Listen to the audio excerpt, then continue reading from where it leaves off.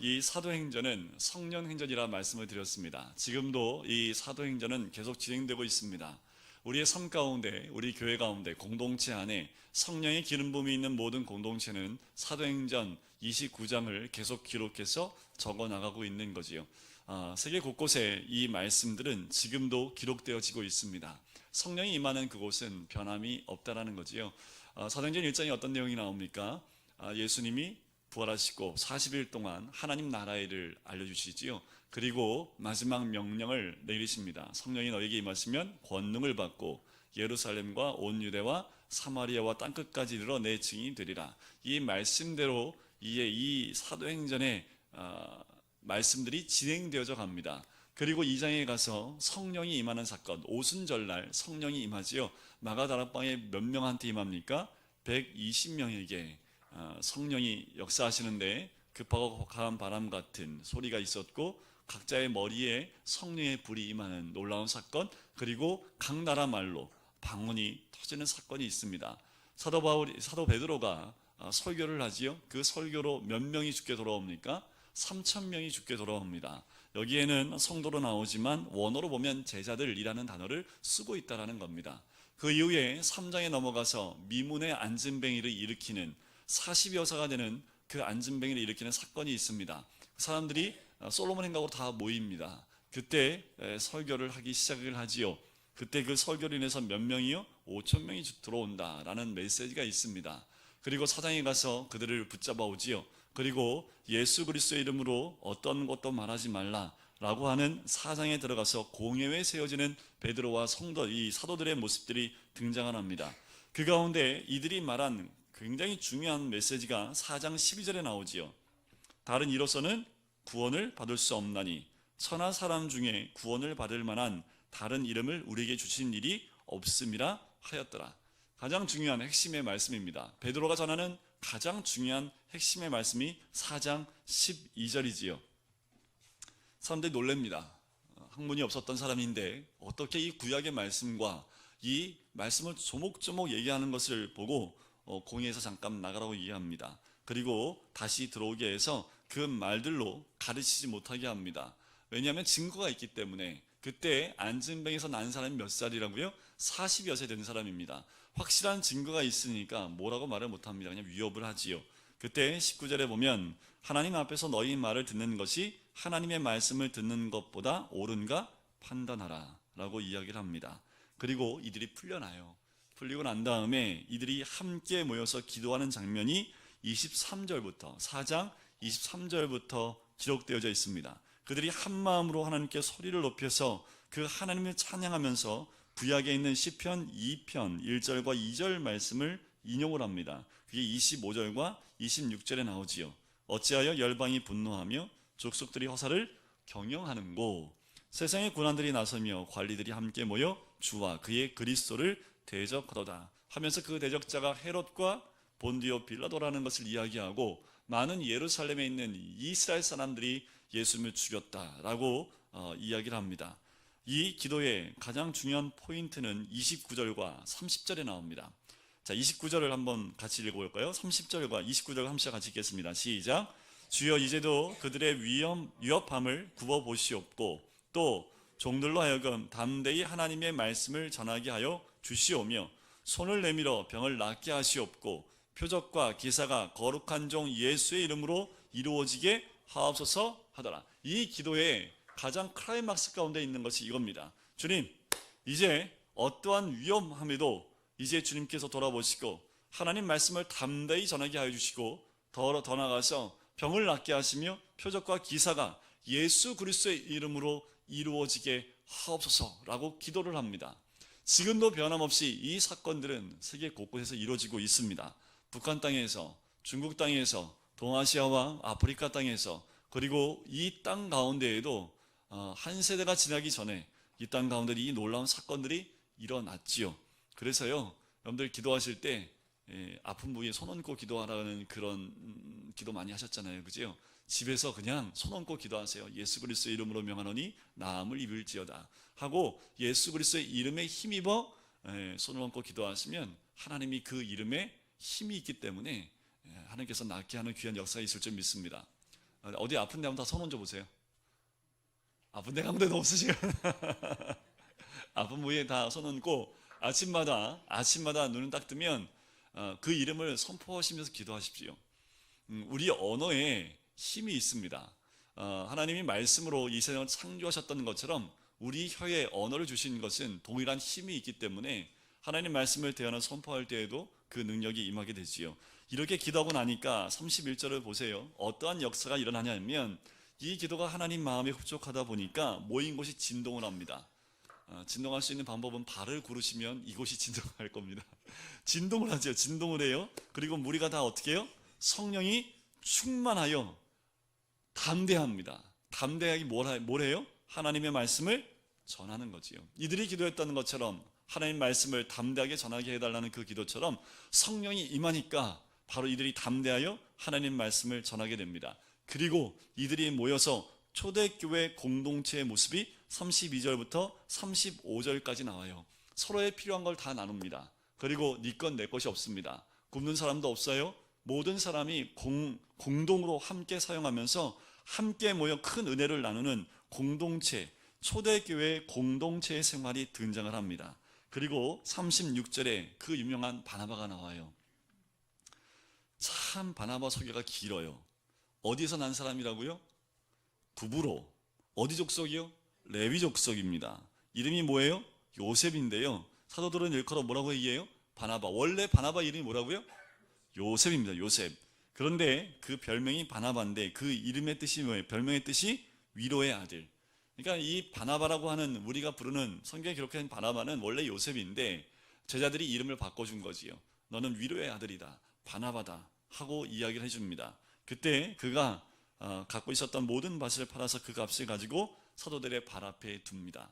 자, 여기까지가 4장인데 이 5장은 이제 하나님 말씀하신 공동체가 정결하게 거룩하게 구별되어지는 출발점 산상에 있습니다. 그런데 이때 항상 뭐가 들어올까요? 어둠이 들어옵니다. 그 공동체 안에 무너뜨리기 위해서 아주 조그만 미동, 우리가 깨달지 못하는 그런 작은 죄악이 들어와요. 그 죄악의 끝머리에 있는 사람이 누구냐면 5장에 나오는 아나니아와 삽비라는 두 사람 때문입니다. 이 아나니아와 삽비라는 당시에 리더 역할을 했던 사람입니다.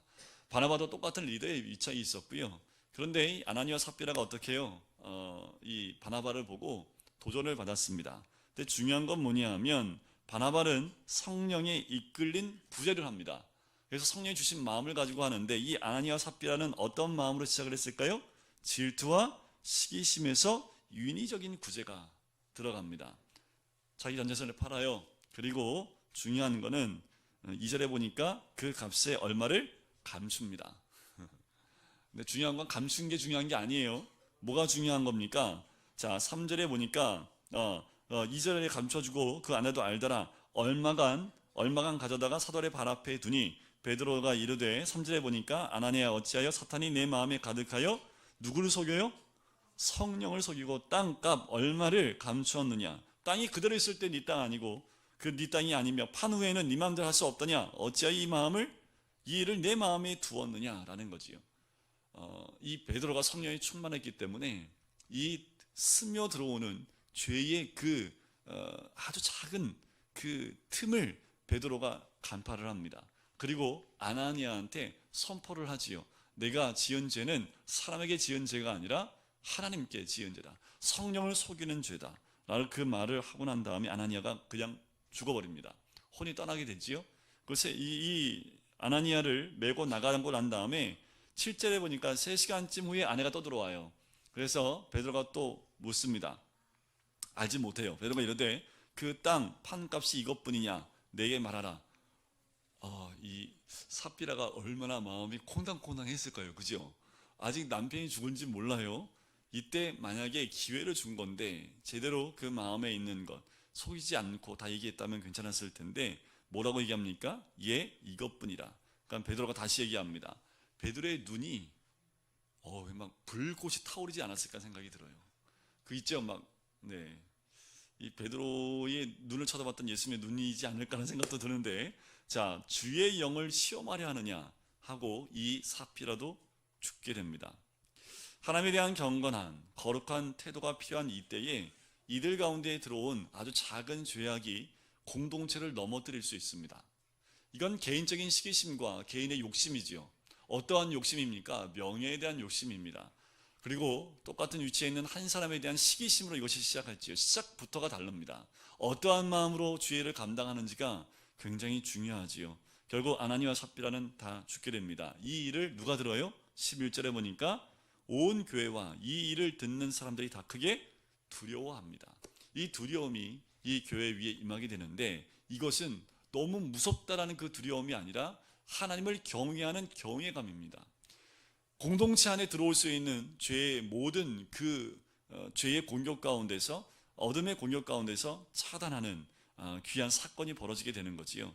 이 이후에 나타나는 사건들을 보세요. 대단한 사건들이 일어납니다. 12절에 보니까 표적과 기사가 많이 일어납니다. 믿는 사람이 다 마음을 합하여 솔로몬 행각에 모이기 시작을 해요. 그들이 모일 때, 그들과 감히 상종하지 않는 사람들, 그 말은 뭐냐면 믿지 않는 사람들은 어떻게 합니까? 그 백성이 칭송을 해요. 이게 초대교회의 모습입니다. 교회 공동체가 모입니다. 그런데 이 교회에 예수 믿지 않는 사람들이 있는데, 그 외에 있는 사람들이 우리 교회 공동체를 보고 어떻게 해요? 어떤 마음을 가져요? 칭찬을 하는 겁니다. 아셨죠? 밖에 나 싸우시면 안 돼요. 손해 보시고, 이 금강교회 다니는 성도님들, 딱 보면 교회 다니는 사람들 같아. 예수 믿는 사람 같아. 야, 우리가 교회 다니려면 저 교회 다녀야지. 이런 얘기 끄떡이는 분이 별로 안 계시네. 네. 초대교회는 이들이 늘 나마나 모이는데, 이 공동체에는 초대교회 모습이 어때요? 네 것 내 것이 없지요. 그리고 배고픈 사람도 없고 연약한 사람도 없고 모두가 함께하는 그 공동체 안에서 빛이 나기 시작을 합니다. 곁에서 보고 있는 사람들이 그들을 칭찬하기 시작을 하는 거지요. 15절에 보세요. 베드로가 지나가는데 병자를 어떻게 합니까? 메고 그림자에 덮이게 하기 위해서 그 앞에 내어놓는 것을 봐요. 덮이면 나았을까 안 나았을까요? 나았습니다. 예수님이 분명히 말씀하셨어요. 요한복음에 너희는 나보다 더 큰 일을 하리라. 19장에 가면 사도 바울이 썼던 앞치마를 귀신 들린 자한테 딱 던지면 귀신이 떠나갑니다. 병이 있던 사람이 병을 나음을 얻습니다. 이런 사건까지 일어나요. 예수님은요, 만졌어야 돼요. 그래도 와서 만져야 되고 예수님이 선포하셨어야 되는데, 이들은 그림자만 덮여도 나타나는 놀라운 은혜를 경험하게 됩니다. 이 사건들을 보면서 사람들이 너무 이 공동체에 대해서 칭찬하고 이 사도들에 대한 좋은 소리가 나오니까 17절에 보세요. 또 시기가 가득한 사두개인 당파와 대제사장들이 이 사도들을 잡아서 옥에 가둡니다. 근데 중요한 건 뭐냐면 새벽에 천사가 옥문을 열어버립니다. 그리고 천사가 뭐라고 얘기하냐면 20절 보세요. 가서 성전에 서서 이 생명의 말씀을 다 백성에게 말하라 라고 얘기합니다. 그래서 그 새벽에 나가서, 이건 새벽기도 나오셔야 됩니다. 하여튼 모든 역사는 언제 일어나요? 새벽에 일어나요. 밤에 일어나는 거 아닙니다. 네? 기독교는 모든 역사가 새벽에 일어납니다. 새벽에 이 생명의 말씀을 전하러 솔로몬 행전에 가요. 가요. 이제 다음날 아침에 되니까 대제사장들과 이 서기관들이 잡아와라 라고 얘기를 합니다. 근데 옥에 갔는데 옥문이 다 닫혀 있는데 옥에 사람이 없어요. 이게 무슨 일인가? 분명히 다 닫혀 있는데 안에 있는 사람이 없어요. 그런데 얘기 들어보니까 25절에 보세요. 사람들이 와서 알리되 보소서 옥에 가두었던 사람들이 성전에 서서 백성들을 가르치더이다 라고 이야기합니다. 이들이 갇혔다가 노임받았으면 어떻게 해야 돼요? 도망가야 되는데 안 도망가요. 어디가 있어요? 성전 맡은 부하들이 가서 그들 잡아오려고 하는데, 말씀을 가르치고 있는 그들의 모습을 봅니다. 그런데 강제로 억압하지 못해요. 왜요? 백성들이 그들을 보고 돌을 칠까 두려워하여 잡아가는 사람들을 강제로 못하도록 합니다. 그래서 그를 데리고 와요. 그 유명한 베드로 공의 베드로 네 번째 설교가 오늘 읽었던 본문에 나오는 거지요. 중요한 구절이기 때문에 말씀을 드린 겁니다. 31절과 32절이 참 중요해요. 이스라엘에게 회개함과 죄사함을 주시려고 그를 오른손으로 높이사 임금과 구주로 삼으셨느니라. 우리는 이 일의 증인이요 하나님이 자기에게 순종하는 사람들에게 주신 성령도 그러하니라 라고 이야기합니다. 정확하게 그들의 죄된 부분을 지적하면서 하나님이 예수님을 어떻게 쓰셨고 또한 지금 어떻게 역사하는지를 딱 두세 절로 정리를 해서 딱 선포합니다. 반응을 보세요. 33절. 그들이 듣고 크게 놓아요 사도들을 없이하고자 합니다. 왜요? 그 죄가 누구한테 지금 얘기하는 겁니까? 지금 여기에 있는 공회에 있는 사람들이 다 누구예요? 예수님을 잡아 죽였던 그 사람들입니다. 그런데 너희가 나무에 달아 죽인 예수, 바로 너희가 죽인 예수 그리스도를 하나님이 이렇게 했다고 하니까 이들이 지금 어떤 거예요? 노가 크게 화가 나기 시작을 합니다. 자, 여기에 가말리엘이라는 사람이 등장합니다. 이 가말리엘은 당시에 모든 이스라엘 민족이 다 존경하는 율법학자입니다. 공회의원이기도 하고요. 모든 사람들이 이 가말리엘 말에는 다 순종하는 그 사람입니다. 참 지혜로운 사람인데 뭐라고 얘기하냐면 그들을 진정시키고, 자, 우리가 좀 생각해 보자. 자, 드다라는 사람이 있는데 드다라는 사람이 일어나서 사람들을 꿰어서 400명이 따랐지만 그가 죽고 난 다음에 다 흩어지지 않았느냐. 또 유다라는 사람이 있는데 그들도 백성을 꿰었다가 그가 망한즉 다 흩어졌다. 만약에 이 도가 하나님께로부터 시작하지 않았다면 그냥 둬라, 놔둬도 다 사라질 거야. 하지만 이것이 하나님으로부터 시작했다면 너희는 하나님을 대적하는 자가 된다. 이 얼마나 무섭습니까? 그죠? 그러니까 어떻게 해요? 말이 맞지요. 참 예수님을 믿었는지 모르겠지만 이 가말리엘은 이 율법에 정통한 사람이었기 때문에 정확한 지혜를 갖고 있는 겁니다. 그래서 어떻게 해요? 그 말이 옳게 여겨서요. 40절 보세요. 채찍질하여 예수의 이름으로 말한 것을 금하고 놓아줍니다. 그러니까 어떻게 못하고 채찍질을 합니다. 근데 더 재미있는 것은 그 다음 절입니다. 41절 같이 한번 읽어볼까요? 41절이 우리가 받아야 될 절인데 같이 읽겠습니다. 시작. 사도들은 그 이름을 위하여 능력받는 일에 합당한 자로 여기심을 어떻게 하면서요? 기뻐하면서. 뭐 때문에 기뻐해요? 예수님 때문에? 매 맞은 것 때문에. 자, 이 정도 되면 다음부터 못 때리지요. 때리는데 뭐 하는 거예요 지금? 더 때려달라고. 예수님 이름 때문에 능력받고 고통받는 게 오히려 나한테는 기쁨입니다. 이 정도 되면 더 이상 이들을 손댈 수 없는 거지요. 이 사도들은 예수 그리스도의 이름으로 고난당하는 것을 오히려 기뻐합니다. 이 정도의 신앙 가운데 우리가 갔으면 좋겠어요.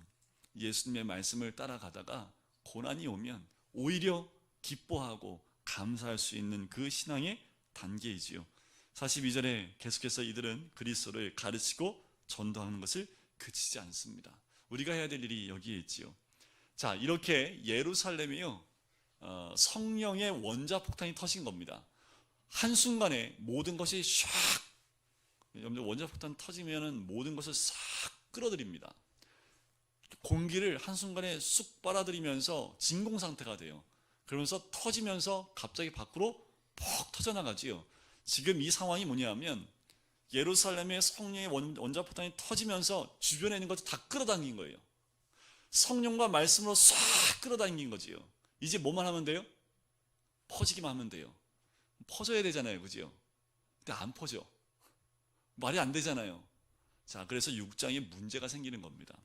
자, 6장과 7장과 8장이 이제 그 원자폭탄이 쭉 빨아들이고 난 다음에 더 강력한 힘으로 뻗어나가야 되는데 뻗어나가지 못하니까 문제가 생긴 것이 6장 1절부터 나오는 이 헬라파 유대인 과부와 히브리파 유대인 과부들과의 분쟁이 나타납니다. 이게 무슨 문제가 있냐면 우리 요 정도면 다 아시잖아요, 그죠? 저도 다 알아요. 근데 이거에 한 5배 늘어나면 그때도 전 다 알 수 있습니다. 미십니다. 네. 그런데 지금 이게 120명 정도는 그리고 히브리 유대인이라고 하면 늘 보던 사람들이잖아요, 그죠? 그러니까 얼마나 힘들고 누가 과부가 얼마나 힘든지 다 알아요. 그런데 헬라파 유대인들이 들어오니까 그 사람들은 처음 보는 사람들이에요. 그러니까 얼마나 힘든지 모르지요. 그러니까 우선적으로 누구를 먼저 돕게 돼요? 잘 아는, 얼마큼 힘들고 어려운지 아니까 당연히 그 사람 먼저 돕게 되지요. 그러다 보니까 어떻게 해요? 돕다 보니까 저 헬라파 유대인들 가운데 돈이 모자란 사람이 있었다는 거죠. 이게 반복적으로 계속 진행됩니다. 그러니까 어떻게 해요? 이제 안에서 불평이 나오기 시작한다라는 거예요. 이게 사인입니다.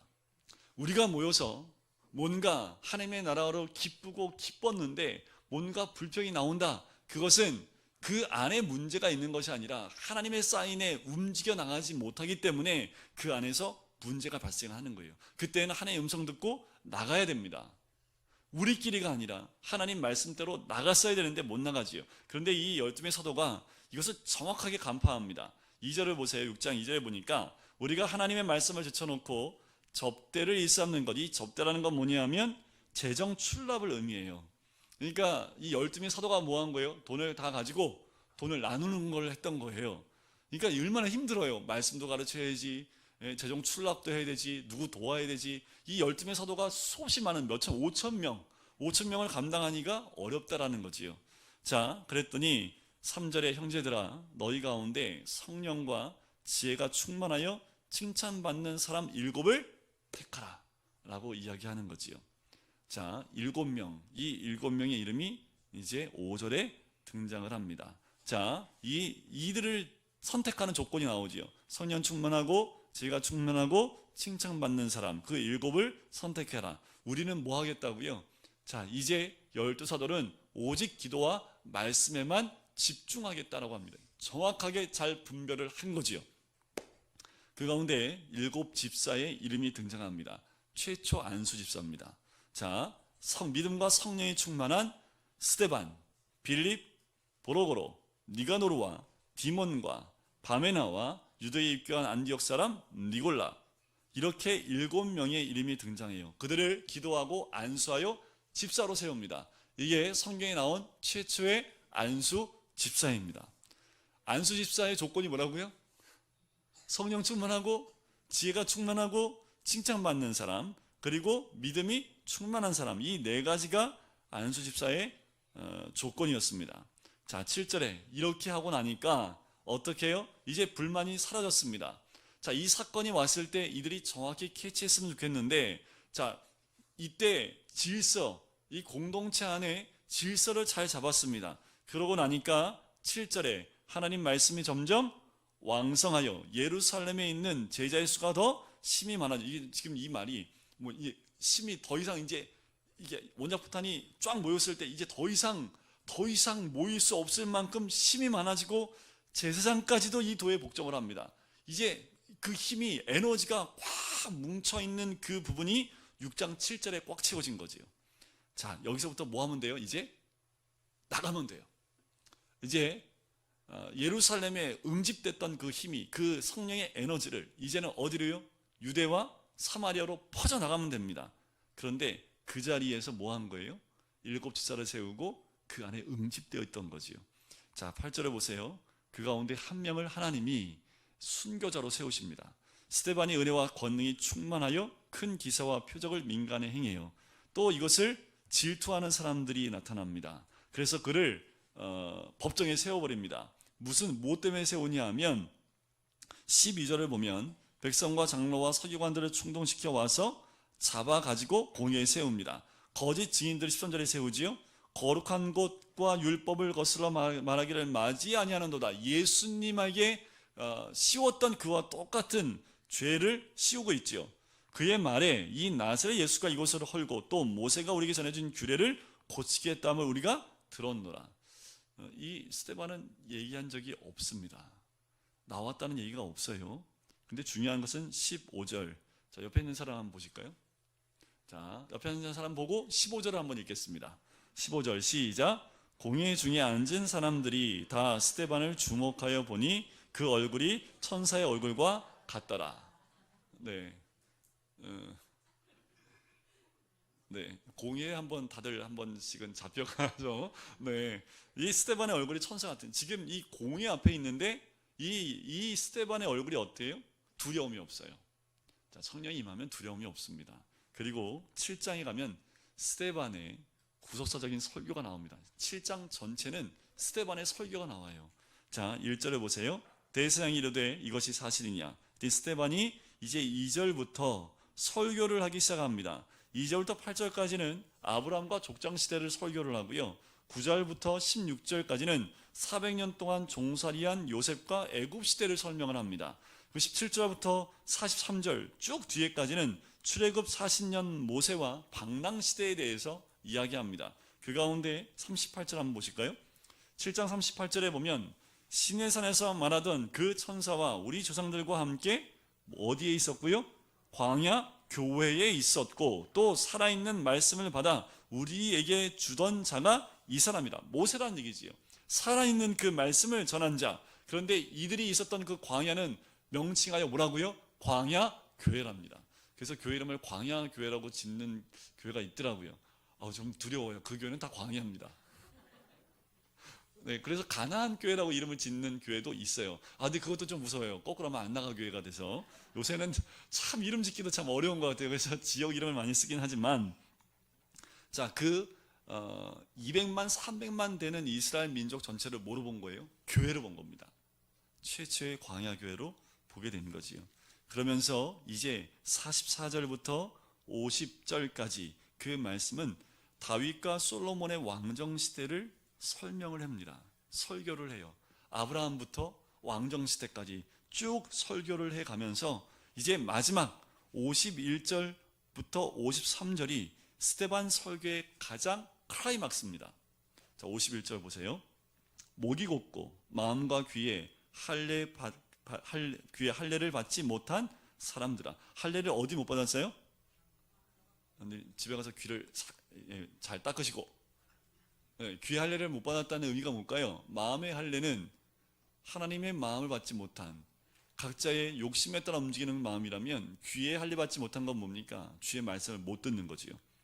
너희도 너희 조상들과 같이 항상 성령을 거스르는도다. 너희 조상들이 선지자들 중에 누구를 박해하지 아니하였느냐? 의인이 오시리라. 예고한 자들을 그들이 죽였고 이제 너희는 그 의인을 잡아준 자요 살인한 자가 되나니. 너희들에게 수없이 많은 선지자를 보냈는데 너희들이 그 선지자를 죽인 거 아니냐? 그 선지자가 누구 대해서 얘기하느냐?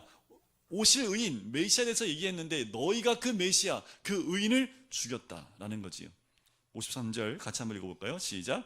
너희는 천사가 전한 율법을 받고도 지키지 아니하였도다 하니라. 이제 이 말을 듣고 사람들이 어떻게 해요? 마음에 찔리죠. 자, 마음에 찔리는데 54절 끝에 그를 향하여 뭘 해요? 이를 갈기 시작을 합니다. 근데 그 순간에 55절에 보면 스데반이 성령에 충만하여 하늘을 보는데 하늘문이 열립니다. 하늘문이 열리면서 하나님의 영광감인 예수께서 하나님 우편에 서신 것을 본 거지요. 우리 주님은 하나님 우편 보좌에 앉아 계신데 지금 스데반이 보고 있을 땐 예수님이 서 계신 모습을 봐요. 그리고 얘기합니다. 보라, 하늘이 열리고 인자가 하나님 우편에 서신 것을 보노라. 이 말을 할 때 이 마음의 할례와 귀를 할례받지 못한 그 사람들이 귀를 막고 일제히 그에게 달려갑니다. 58절이 굉장히 중요합니다. 58절 한번 같이 읽어볼까요? 시작. 성 밖으로 내치고 돌로 칠세 증인들이 옷을 벗어 사울이라 하는 청년의 발 앞에 두니라. 사울이 누굽니까? 사도 바울입니다. 자, 이게 참 오묘한 말씀인데 성령께서 스데반을 퇴장시킴과 동시에 새 사명을 감당할 인물을 등장시키는 겁니다. 지금 아직 회개하고 돌아오진 않았지만 하나님이 스데반의 그 영혼을 받으시면서 그 이어서 새로운 세계를 새로운 세상을 열 그 다음 사람을 등장시키는 거지요.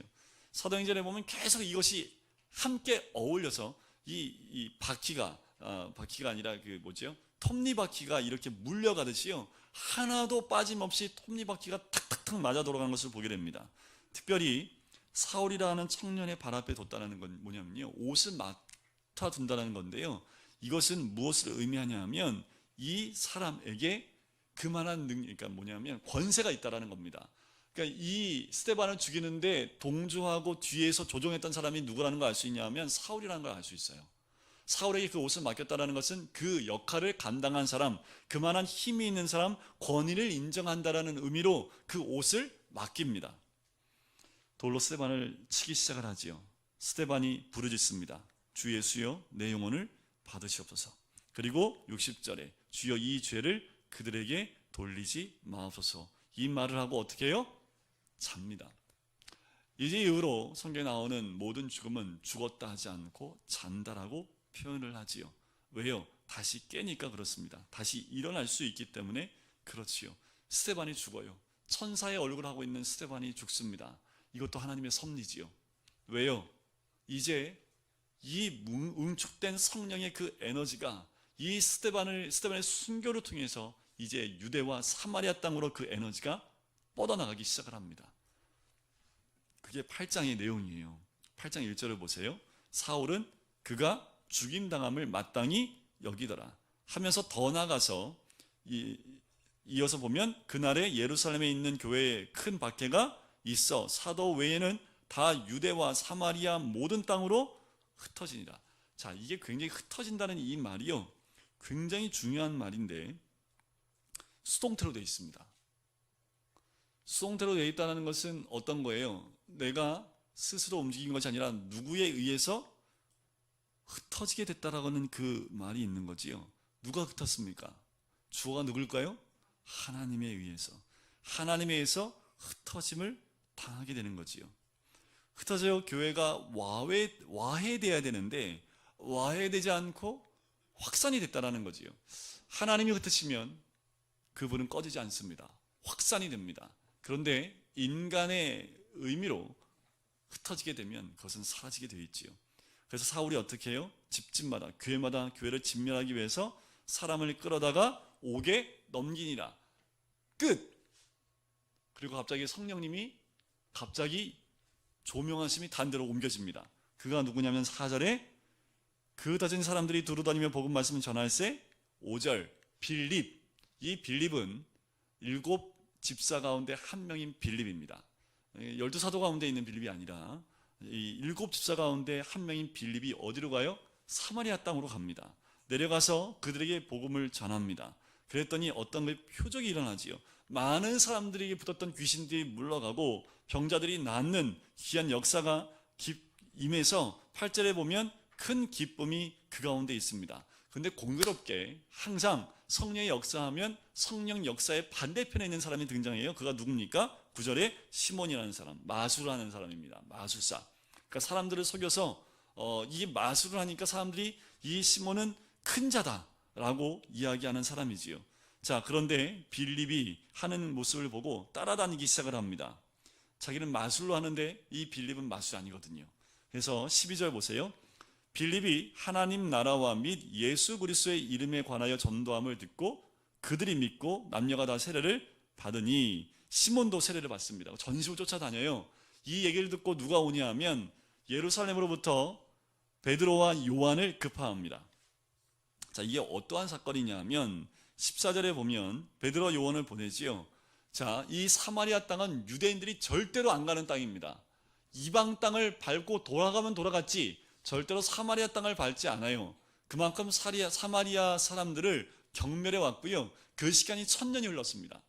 약 1000년 동안 유대인들과 상종하지 않았던 민족이 사마리아 땅에 있는 사람들이에요. 왜 그럴까요? 북이스라엘이 아수르에서 멸망하고 난 다음에 아수르가 이방 땅에 있는 사람들을 데리고 와서 이 사마리아 성에 북이스라엘 수도였습니다. 거기에 집어넣어서 살게 합니다. 그리고 혼합시켜버립니다. 그러니까 지금 사마리아에 있는 사람들은 뭐예요? 정통 유대인이 아니라 이방과 섞여 있는, 그래서 율법에 의하면 이 사람들은 안 됩니다. 그래서 이 땅을 밟지 않는 거지요. 그런데 어떻게 해요? 복음이 들어가면서 그 장벽이 무너지기 시작을 하는 거지요. 자, 15절에 보세요. 그들이 내려와서 그들을 위하여 성령 받기를 기도하니까 어떻게 됩니까? 아직 성령 받은 사람이 없는데 17절 두 사도가 그들에게 안수함에 성령을 받은지라. 시몬이 18절에 보니까 안수로 성령 받는 것을 보고 돈을 들여서 사려고 합니다. 야, 이 시몬이요, 대단한 사람입니다. 이 알고 있는 거예요. 뭘요? 성령 어떻게 받는지 알고 있는 거지요. 빌립은 능력은 나타나지만 성령은 받게 못했어요. 그런데 베드로하고 요한이 왔는데 이 사람들은 기도하고 안수하니까 성령이 임해요. 아, 이 능력은 어디서 나온 거예요? 성령으로부터 나온 걸 안 거예요. 이게 참 머리가 좋아요. 이 사람은. 그래서 어떻게 해요? 그 다음이 문제지요. 평상시에 자기가 하던 대로 마술 기법을 배우듯이 돈 들여 살려고 한 거지요. 그랬더니 20절에 베드로가 이렇게 얘기합니다. 내가 하나님의 선물을 돈 주고 살 줄로 생각하였으니 내 은과 내가 함께 망할지어다.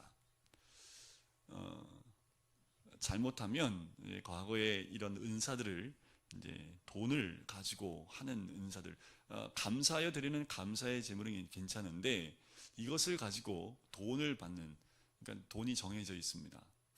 이런 일들이 있었어요. 하나님의 은사의 인사였는데 이것을 돈은 버는 수단으로 만들기 시작하면 하나님의 선물로 뭐 한 거예요? 선물을 돈 주고 살려고 했던 이것에 대한 책망과 똑같은 일이 벌어지는 거지요. 근데 이 시몬이 바짝 엎드립니다. 이런 일 없게 해달라고 회개하는 그 모습이 등장을 하지요. 그러면서 이 두 사도들은 돌아오면서 사마리아 여러 고을에 가면서 복음을 전해요. 자, 빌립을 조명했던 그 빌립을 계속 쫓아가십니다.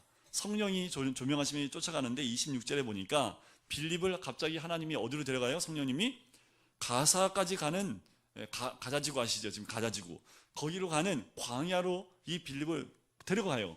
그러니까 27절 보세요. 일어나 가서 보니. 자, 이 빌립이 일어나 가서 보니 거기에 누가 있어요? 에디오피아 사람 곧 에디오피아의 여왕 간다게의 모든 국고를 맡은 관리인 네시가, 이름은 안 나와요. 다 이름이 나온 것 같기도 하고 가만히 보면 이름이 안 나와요. 여왕 간다게의 모든 국고를 맡은 네시입니다. 관리인 네시가 예배하러, 그러니까 뭐예요? 유대교로 전향했던 이 네시입니다. 그래서 예배하러 왔다가 돌아가는데 무슨 글을 읽어요? 28절에 이사야의 글을 읽습니다. 이사야 53장을 읽고 있어요. 근데 이해를 못하는 거, 이게 무슨 말이냐?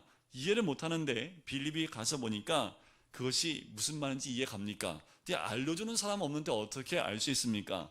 그랬더니 당신 좀 올라와서 술에 같이 앉아서 이 말씀 좀 나한테 알려주세요 해서 이 빌립이 성령의 조명하심을 가지고 말씀을 나누기 시작을 합니다. 말씀을 여러분들 그래서 공부해야 되는 거예요. 예? 이때 이 이사야 53장 말씀을 몰랐다면 어떻게 해요? 성령이 조명하시려고 하다가 딴 데 조명하시는 거지요. 그러니까 여러분들 말씀 공부로 채워놔야지 어디에서 어떤 사람을, 이 정도 레벨에 있는 사람 만나기가 쉽지 않거든요.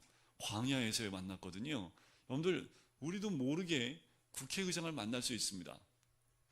아멘을 안 하시네. 왜? 만나서 이게 도대체 뭔 사건이에요?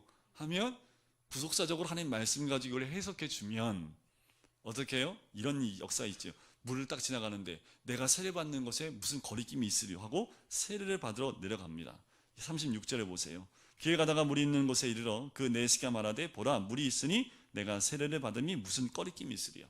이 이사야 53장을 중심으로 예수님의 복음을 전합니다. 그리고 세례를 받아요. 39절 둘이 물에서 올라오는데 주의 영이 빌립을 데려갑니다. 호련히 데려가요. 그 네시는 기쁘게 길을 감으로 그를 다시 보지 못하니라. 그러니까 성령님이 갑자기 빌립을 또 데려가십니다. 그리고 그 빌립이 어디에 갑자기 나타나요?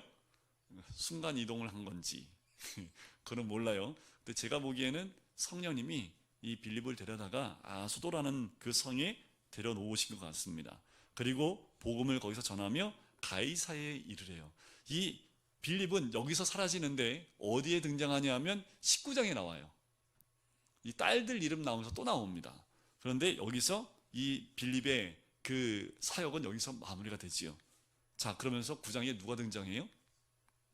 사울이 등장합니다. 근데 잘 보세요. 이게 갑자기 이거 했다가 저기 봤다 여기 봤다 막 정신이 없는 것 같은데 한 가지 방향성이 있어요. 방향성을 잘 잡고 가셔야 되는데 방향이 어디로 가야 돼요? 땅끝까지 가는 겁니다.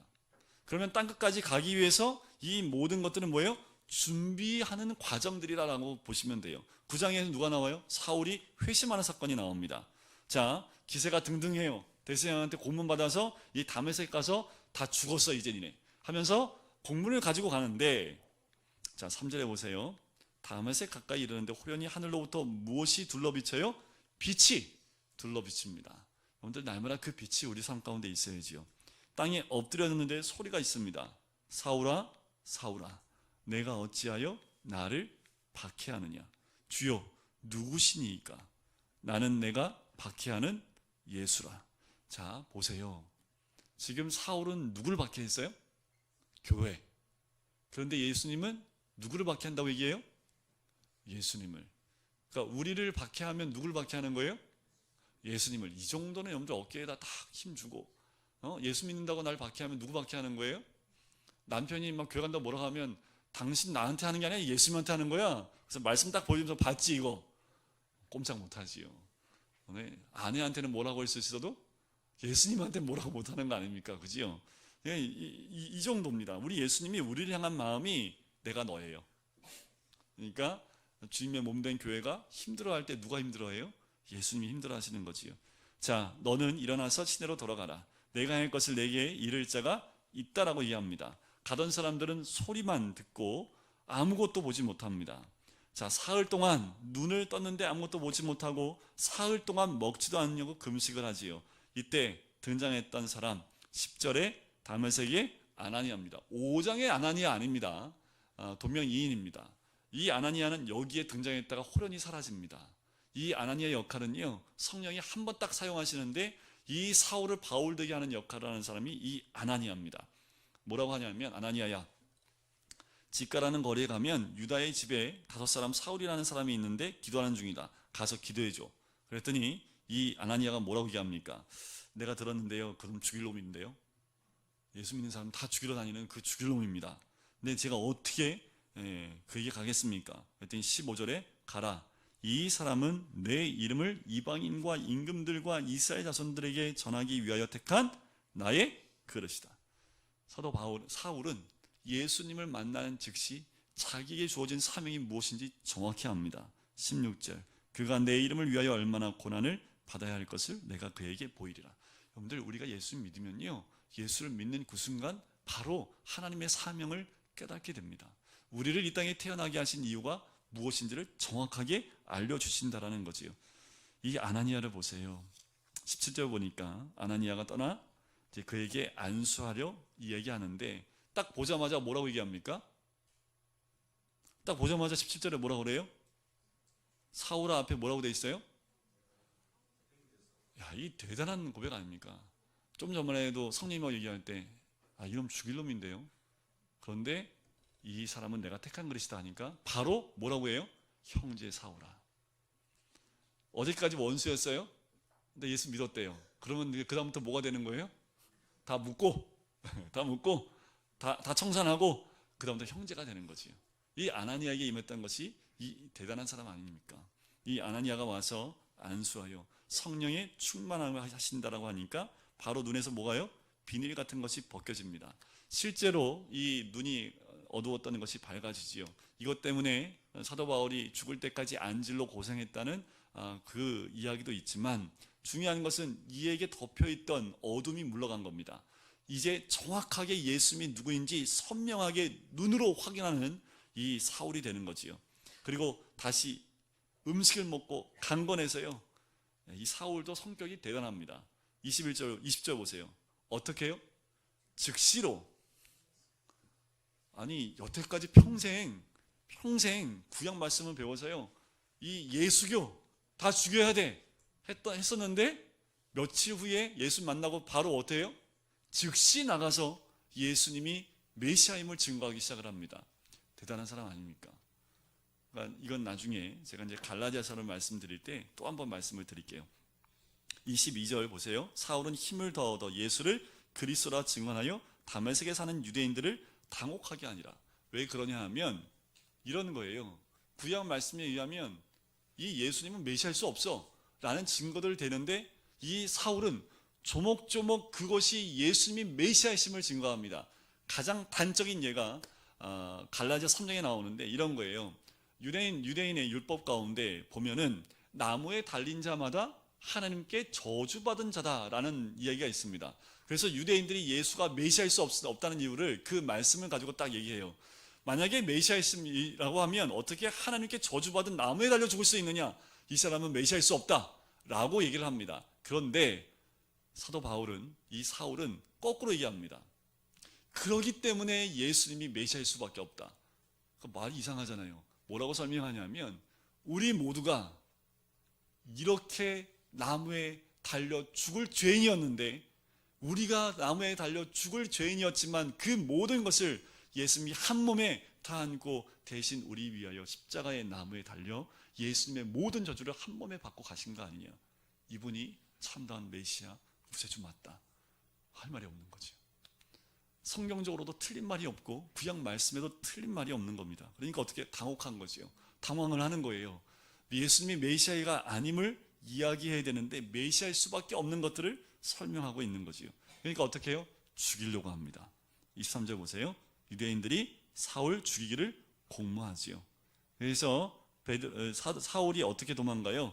25절 벌써 제자가 생겨요. 사울 참 대단합니다.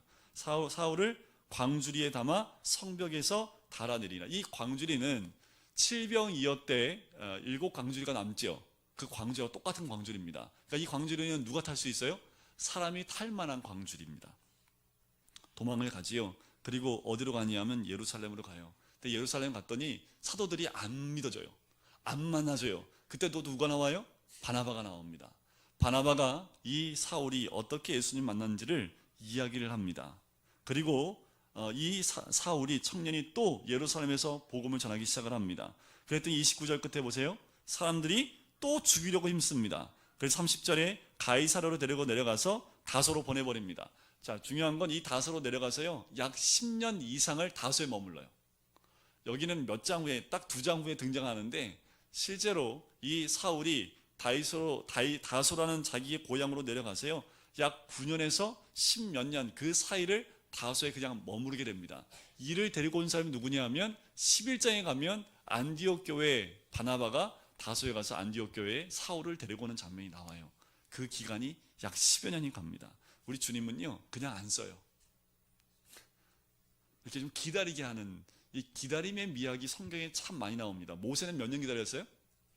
40년. 그러면 사울은 이건 4분의 1밖에 안 되니까 그렇게 긴 거 아니죠. 우리는요 31절 같이 읽겠습니다. 그리하여 온 유대와 갈릴리와 사마리아 교회가 평안하여 든든히 서가고 주를 경외함과 성령의 위로로 진행하여 수가 더 많아지니라. 자, 이렇게 가니까 어떻게 해요? 고난이 있고 핍박이 있는데 더 교회가 평안하여 든든히 서갑니다. 그리고 어떻게 해요? 성령의 진행하심을 통하여 수가 더 늘어나기 시작을 한다라는 거지요. 오늘은 여기까지 볼 텐데 이제 성령의 원자 폭탄의 그 에너지, 성령의 에너지가 어떻게 해요? 한 사람 지금 먹어간다는 표현이 그렇지만 점령해 가는 거지요. 그런데 그 와중에 빌립을 통해서 확장되다가 갑자기 사울이라는 청년을 회심시킴을 통해서 사울을 통해서 그 에너지가 발산하게 만듭니다. 성령의 에너지가 이제 13장에 넘어가면 이제 이 사울이라는 바울을 통해서 전 세계의 주의 성령의 에너지를 이 사람을 통해서 확장시켜 나가는 것을 보게 돼요. 모든 교회는 마찬가지입니다. 이 성령의 기름 부음이 다 있어요. 그렇게 성령의 기름 부음을, 성령의 에너지를 우리가 어떻게 어떠한 방향으로 우리를 쓰실지를 알고 그 방향으로 나가게 되면 교회는 더 확장되어지고 더 번져나가게 되고 복음은 더 큰 힘을 얻게 되는 것. 그래서 31절처럼 교회가 평안하여 든든히 서가고 주를 경외함과 성령의 위로로 진행하여 수가 더 많아지는 귀한 역사가 임하게 될 줄 믿습니다. 우리가 이번 한 주 이 한 절을 또 붙잡고 기도했으면 좋겠습니다. 하나님, 우리 교회가 평안하여 든든히 서가고 주를 경외함과 성령의 위로로 진행하여 수가 더 많아지는 그 성령의 에너지를 우리가 더 주를 위해 쓸 수 있는 복된 교회 될 수 있도록 인도해 달라고 우리 시간 같이 기도하시면서 한 주간 동안 같이 기도하실까요?